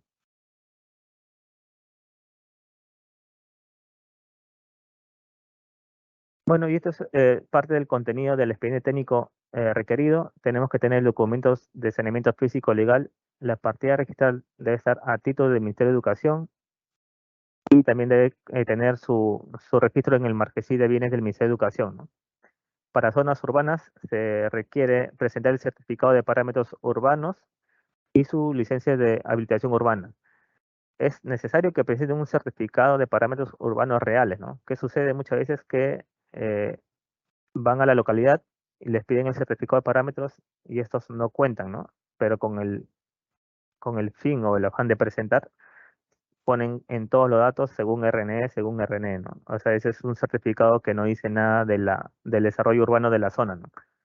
Entonces, en caso de no contar con el parámetro urbano, va a tener que presentar una declaración jurada firmada por el alcalde o el área respectiva, donde se indica que no se cuenta con dicho documento, ¿no? Luego, el CIRAS, el cual que es el certificado de inexistencia de restos arqueológicos, es necesario presentar tanto para zonas urbanas como para zona rural, ¿ya? Eh, no se permite que, por ejemplo, hagan referencia a la ley donde indica que para infraestructura persistente eh, no se emite este tipo de documento, ya que esto lo tiene que indicar el Ministerio de Cultura, el cual es el único ente responsable de emitir opinión al respecto, ¿no? ¿Ya? Luego se pide la memoria descriptiva de arquitectura y la memoria descriptiva de evacuación y señalización. Para el caso de las planimetrías, se pide plano de ubicación y localización según el formato del RNE, las plantas generales de arquitectura, cortes generales, elevaciones generales, planos de evacuación y señalización, y ahora, según la nueva actualización de la A120 del Reglamento Nacional de Edificaciones, también se está requiriendo un plano de ruta accesible. Ese plano de ruta accesible más adelante se va a indicar, pero es una ruta donde se utiliza el piso podotáctil, la cual te va a llevar a cada ambiente pedagógico, ¿no? Luego también se va a tener que presentar las acciones de plan de contingencia para garantizar la continuidad del servicio educativo, ¿no? Este plan de contingencia tiene que presentar los documentos a nivel de anteproyecto, es decir, una memoria descriptiva, un plano de ubicación, planos de distribución de arquitectura del primer piso y techos, sus cortes, sus elevaciones, su plano de evacuación y señalización y su memoria respectiva, ¿no? Ya, el plan de contingencia son un conjunto de acciones a realizar y son compromisos mm, de realizarse el plan de contingencia en un área este, que no le pertenece al colegio, va a tener que prestar un compromiso de préstamo temporal, ¿no? Para desarrollar ahí la clase mientras dure la ejecución del proyecto principal. Ya, debemos garantizar que la ubicación en las instalaciones temporales brinden la seguridad necesaria a los alumnos para su adecuado desarrollo. En el caso del local de contingencia, si se encuentre a más de 100 metros del colegio actual, se deberá ampliar el área de estudio de informe en evaluación de riesgo. Hay que tener que presente también que en la especialidad de VAR y de topografía también se tiene que hacer mención de la ubicación del plan de contingencia, ¿no? Porque según la ubicación y según las observaciones que nos brinde en estas especialidades, se van a tener que tomar acciones también en el planteamiento del plan de contingencia, ¿no? El contenido mínimo, como indiqué, para el plan de contingencia es la memoria descriptiva, planos de arquitectura y los compromisos firmados por las autoridades que garanticen el cumplimiento de la propuesta, ¿no? En el terreno a presentar. Estas son algunas recomendaciones. Hay que fijarnos en el anexo 9 de la directiva 011-02 de PRONIET, en la ficha de revisión específica de anteproyecto de arquitectura, donde se indican todos los componentes y documentación con los que deberá cumplir el desarrollo del expediente técnico. Todos los planos de arquitectura deberán ser presentados en formato editable, en DWG y en formato PDF, ¿no? Verificar que la información consignada en la memoria descriptiva, los planos de arquitectura, planos de ubicación y localización sean compatibles entre sí. Verificar que los documentos y planimetría cuenten con la información requerida y se encuentren dentro del formato solicitado. Es importante que aparezca el nombre del arquitecto responsable del desarrollo del expediente de arquitectura, el cual debe ser compatible con el mismo profesional identificado en la declaración jurada presentada, ¿no? Bueno, estos son algunos documentos, propuestas también de memoria, del contenido de memoria descriptiva de arquitectura y memoria descriptiva de evacuación y señalización. Estos documentos los pueden encontrar en la página landing de Aztec, que está en la parte inferior. Está indicado el link, es de libre acceso y pueden descargarlo tanto en formato Word como en PDF, ¿no? Todos los documentos, tanto planos como memorias o especificaciones técnicas o lo que ustedes ingresen, debe tener este membrete, ¿no?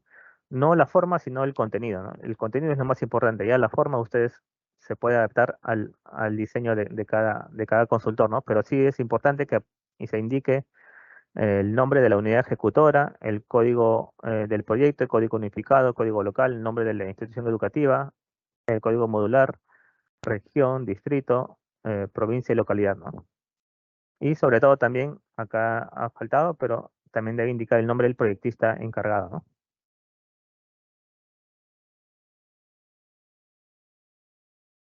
En el caso del CIRAS, como se menciona, como mencioné, perdón, hace un momento, el único ente autorizado para emitir una opinión, si corresponde o no corresponde, es el Ministerio de Cultura.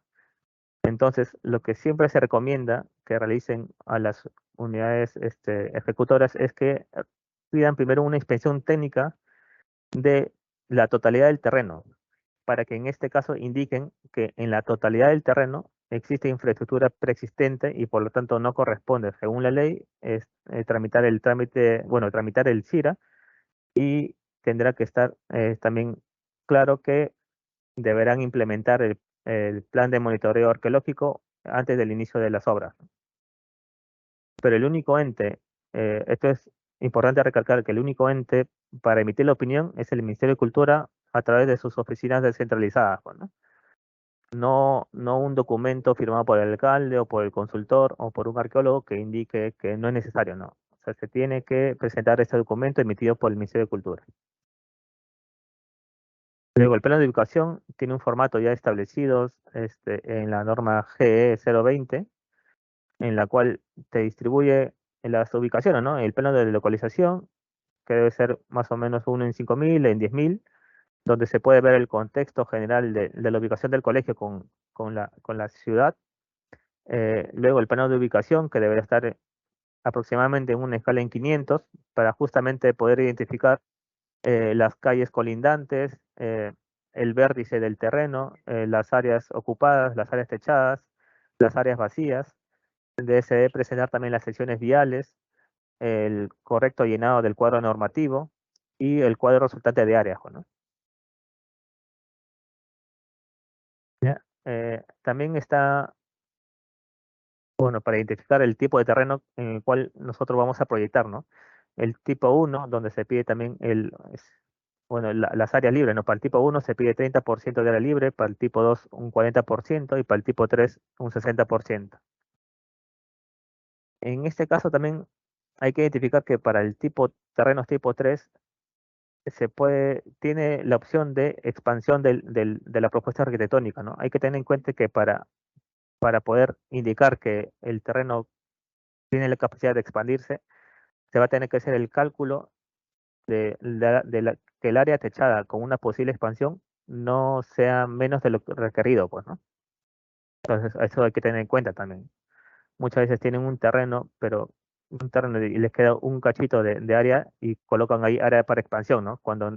Si uno realiza el cálculo, esa área de expansión en realidad ya es mucho menos del área requerida según el tipo de terreno, pues, ¿no? Bueno, en las plantas generales, ese es el nivel que se pide para el planteamiento, para la presentación de los proyectos, ¿no? Que esté identificado todos los ambientes.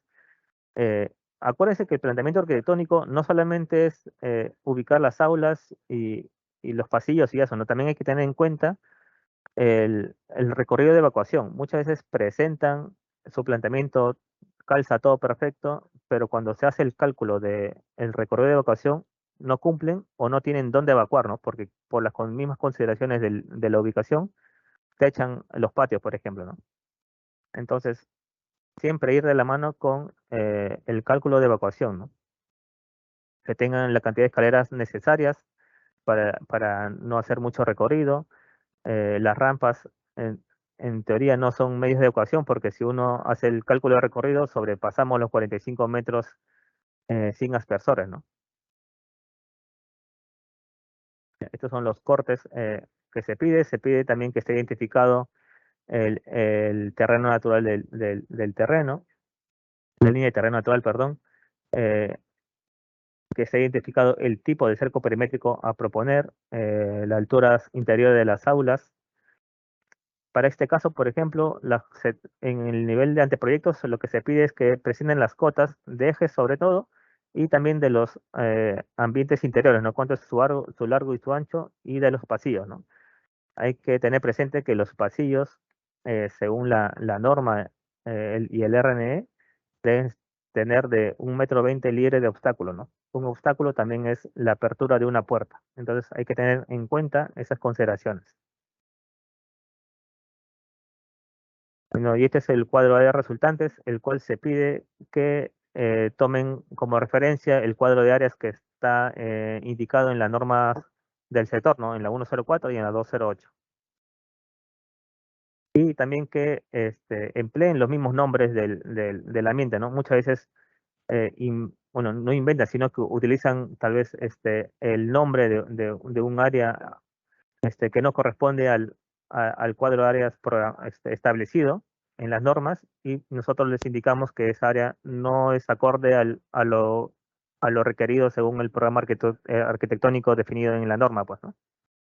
Entonces, utilizar siempre estos nombres que ya están definidos, ¿no? Bueno, en este caso es para recargar la actualización de la norma A120 del RNE, perdón, la cual, eh, si bien ha presentado bastantes actualizaciones, lo que se va a presentar en este caso son tal vez una de las más importantes, en la cual te indica que, por ejemplo, para rampas, el ancho mínimo es de 1 metro, ¿ya? Las barandas también se tiene que colocar a ambos lados, barandas y pasamanos a ambos lados. La, una diferencia con la anterior a 120 es que la pendiente máxima de 0 a 30 centímetros es de 10%, ¿no? Para salvar alturas mayores a 31 centímetros, nosotros tenemos que usar porcentaje de 8%, ¿no? 8% y con una longitud de tramo de 9%, ¿no? Hasta 9 metros. Entonces, eso hay que tenerlo muy presente en el planteamiento del proyecto, ¿no? Otro punto importante y nuevo también es la ruta accesible, ¿no? La ruta accesible y el piso podotáctil, que te dice la norma que en todas las inicios y entregas de rampas y escaleras se deberá colocar el piso podotáctil, ¿no? Ahora, ¿qué es el piso podotáctil también? Son elementos que van adosados al piso con dos tipos de señalética, ¿no? Una señal de alarma, que son unos puntos en alto relieve, y una señal direccional, la cual tiene esta forma vertical, la cual te indica que ese es el recorrido, ¿no? A realizar. Ya, acá, una vez que ustedes lean a detalle la norma actualizada, podrán apreciar que en muchos puntos indica que tener en cuenta que no sea, bueno, indica mucho la palabra ruta accesible, ¿no? La cual no debe ser bloqueada por ningún otro elemento. y bueno, ningún elemento que, por ejemplo, para la apertura de la puerta también tener en consideración la ruta accesible, y eso nos pide a nosotros crear un plano de ruta accesible, la cual va a tener que ¿cuál es el concepto de esta ruta accesible? Es desde el inicio, desde la puerta de ingreso principal al colegio, se tiene que entregar hacia todos los ambientes pedagógicos del colegio. ¿Cuáles son estos ambientes? Son las aulas, talleres, bibliotecas, Zoom, losas multiuso, eh, los patios, todos estos ambientes de uso pedagógico, administración también, porque esta ruta accesible no solamente es de uso exclusivo por los alumnos, sino para cualquier visitante, padre de familia o persona con algún tipo de discapacidad visual, ¿no? Entonces hay que tener en cuenta justamente lo que dice la normativa, ¿no? Que los pasillos deben tener el ancho de circulación según el RNE. Si uno revisa la norma A010, indica que esta distancia para centros educativos es de 1,20 m libre de obstáculos, ¿no? Considerar que la apertura de una puerta ya se considera un obstáculo, ¿no? Entonces, prever estos ítems, estas normas para el planteamiento de nuestras instituciones educativas, ¿no? Sobre todo en los pasillos. Ya, bueno, para este caso vamos culminando, la cual nos indica también, bueno, en las preguntas frecuentes, ¿no? ¿Cuál es el contenido mínimo de la memoria ejecutiva? ¿Cómo desarrollo el plan de contingencia? ¿Qué presento si en escala te dice que el colegio está en zona urbana, pero no cuenta con el certificado de parámetros ni resolución de habitación urbana? Si debo presentar el CIRAS, si en la plataforma en Scale dice que el colegio está en una zona urbana, ¿cómo se calcula la cantidad de ambientes por carga horaria? Entonces, acá presentamos la respuesta, ¿no? ¿Cuál es el contenido mínimo de una memoria descriptiva?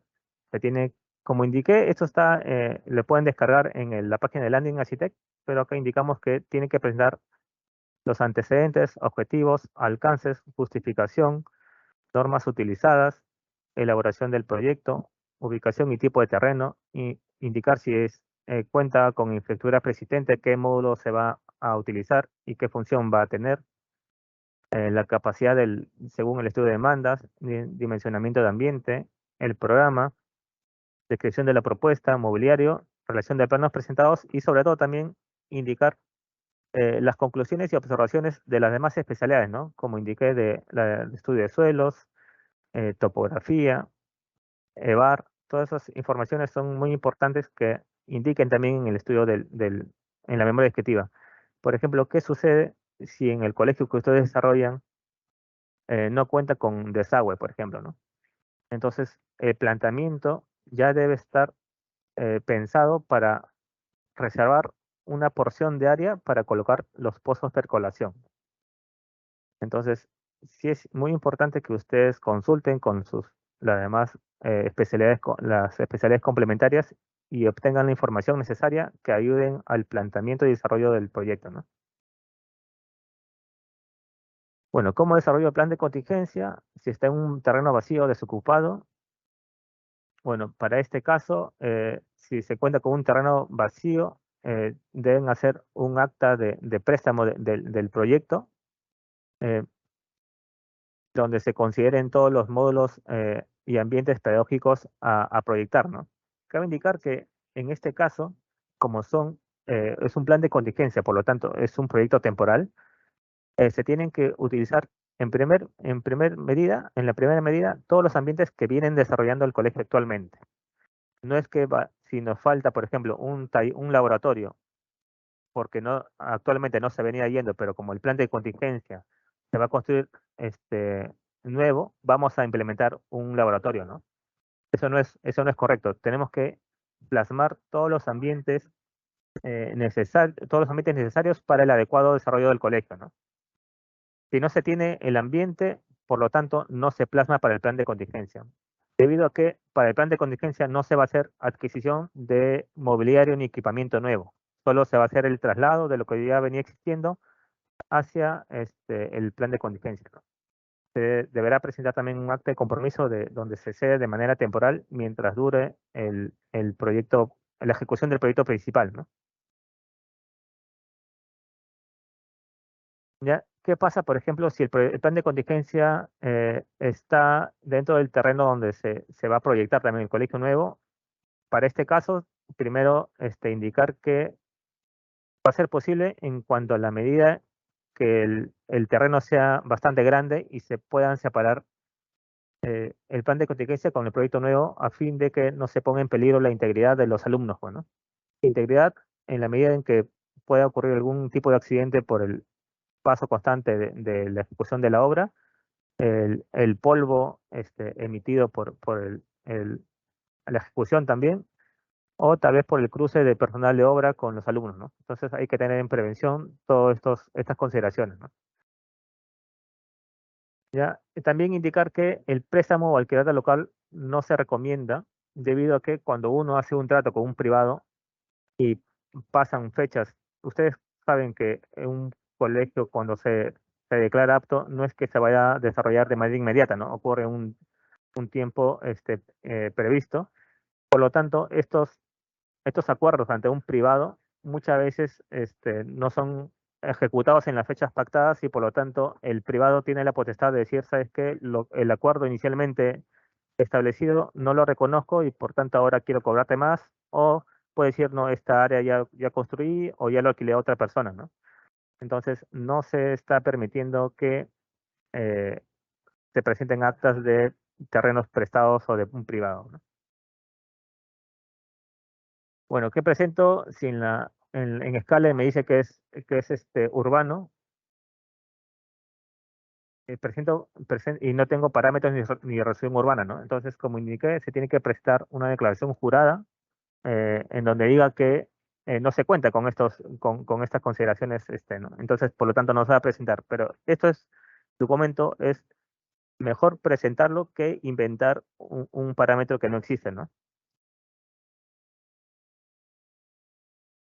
Debo presentar el CIRA o CIRAS, que en escala me dice que estoy en una zona urbana. Como indiqué, el único ente oficial para emitir una opinión es el Ministerio de Cultura. Por lo tanto, se requiere tanto para zona urbana como para rural que se pida una inspección técnica del proyecto, ¿no?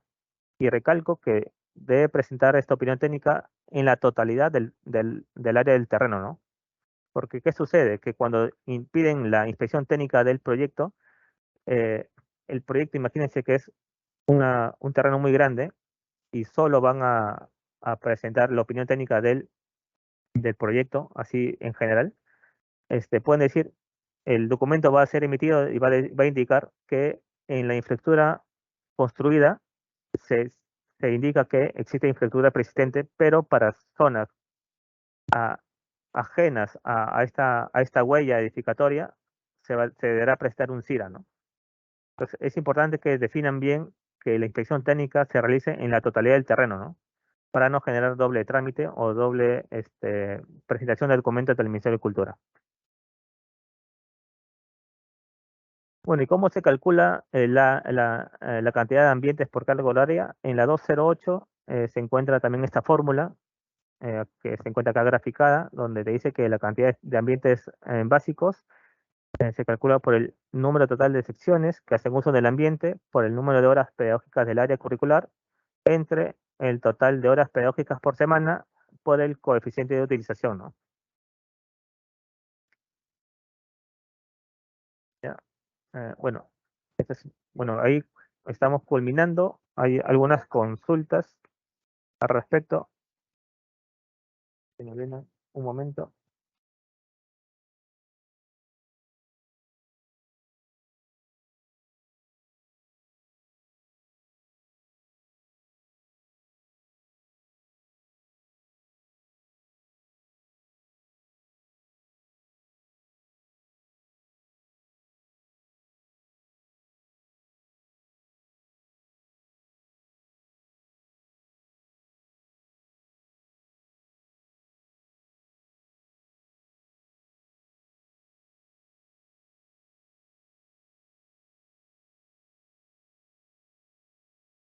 Bueno, vamos a contestar las preguntas que han hecho por el chat. Acá hay una consulta donde dice, si en mis aulas me dan como máximo 25 alumnos, la biblioteca y el AIP tiene que ser necesariamente para 30 alumnos. Bueno, en este caso, indicar que si tus aulas te salen, si el dimensionamiento general es para 25 alumnos de todas tus aulas, por lo tanto, todos los ambientes que tú desarrolles también deberían ser para 25 alumnos, pues, ¿no? Entonces, esa sería la respuesta según esta pregunta. Otra es, si yo tuviera como demanda 2 alumnos por aula, ¿estaría bien si proyectara un aula para 15? Sí, si ustedes ven, por ejemplo, en el cuadro de racionalización, te dicen, hay un rango de alumnos, ¿no? Si tienes alumnos por ejemplo, de 10 a 15, entonces tú debes proyectar para 15 alumnos, ¿no? Pues sería este caso. Si tú tienes alumnos, por ejemplo, tienes 17, ¿no? Tienes 17 alumnos, por tanto, tú debes entrar en el rango de 16 a 20 alumnos. Entonces, tú haces tu cálculo de área para 20 alumnos, ¿no? Entonces, esa es la lógica a proyectar. Ya. Otro punto es sobre el tema del CIERA. En caso se encuentre en una zona rural y el terreno cuenta con infraestructura persistente, ¿qué tipo de documentación? Es justamente lo que se decía hace un momento. El único ente que emite una opinión es el Ministerio de Cultura. Por lo tanto, si se encuentra en una zona rural o urbana, en este caso ya es indiferente, se tiene que hacer una solicitud de inspección técnica en la totalidad del terreno, ¿no? Ahí te van a decir, si es en caso rural, por ejemplo, que no hay ningún vestigio arqueológico presente y que se encuentra infraestructura persistente o existente en la totalidad del terreno, o te dirán seguramente solamente se puede garantizar para la huella existente y no para el terreno adicional, ¿no? Entonces, ahí es donde el documento requerido, ¿no? Que es, lo emite el Ministerio de Cultura. Ya, en relación al plan de contingencia, cuando el proyecto se emplazará a un nuevo terreno, es necesario desarrollar el expediente de plan de contingencia, tomando en consideración que el servicio educativo durante el proceso constructivo se desarrollará en los ambientes donde viene funcionando en la situación sin proyecto.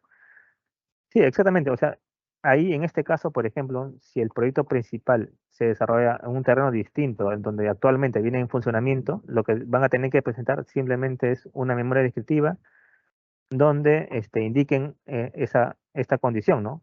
Y también un informe de INDECI o del área correspondiente de la municipalidad que garantice que los ambientes que actualmente vienen funcionando cuentan con las garantías de seguridad y aseguran el adecuado funcionamiento de las clases, ¿no? No vaya a ser que este lugar temporal que están actualmente bien usando ya esté en una condición bueno, en condiciones de desgaste profundo y, por ejemplo, no puede ser que el techo esté con hueco, por ejemplo, y van a querer manteniendo ahí, ¿no? Van a querer manteniendo, continuar las clases ahí. Entonces, va a tener que identificar y en este caso, por ejemplo, se puede hacer un planteamiento de mejoras del local actual, ¿no? Mejora del techo, o tal vez hay vidrios rotos, mejora de las puertas y vidrios o ventanas, perdón. Entonces, pero sí se tiene que indicar que se va a permanecer en el mismo lugar y un informe del estado actual de de, de este local, ¿no? Ya, y bueno, por último dice, ¿cuándo se realiza el estudio de preinversión? ¿Será necesario plantear más de una alternativa de solución? Bueno, en el estudio de prevención, ahí indican las metas a desarrollar el colegio, ¿no? Entonces ahí es ahí donde desarrollan qué van a desarrollar, ¿no? Si es simplemente mejoramiento de aulas o mejoramiento de manera integral de todo el colegio, ¿no?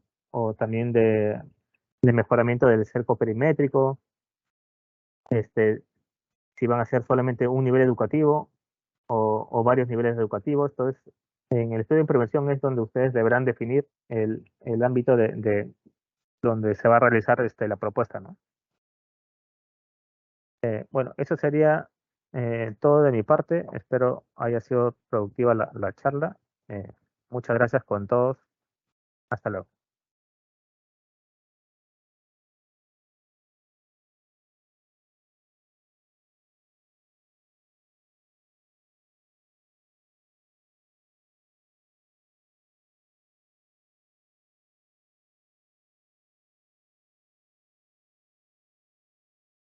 Bueno, buenas tardes con todos. Nuevamente, bueno, indicarles que por en este tiempo ya terminó la charla de esta primera parte. Va a haber un break hasta las 2 de la tarde, donde se renueva la charla para llevar a cabo la especialidad de topografía, estudio de suelos y EVAR. ¿Sí? Entonces, hasta las 2 de la tarde retomamos la charla. Muchas gracias con todos.